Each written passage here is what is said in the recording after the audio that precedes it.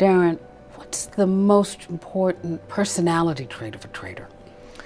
I think if you had to choose one, if I were forced to choose one, probably be self-discipline.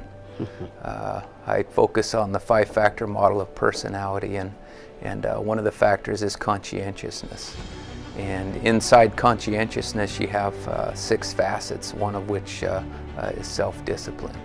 And not only in trading, but in life in general, self-discipline is key to being successful at anything. If it's a diet, how many of us have tried to lose weight?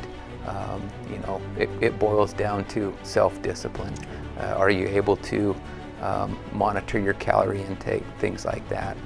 When it comes to trading, you can have the best laid plan, you can have the perfect setup, but if you're not disciplined, you're not going to be successful. You may take too much risk, you may trade at an inopportune time.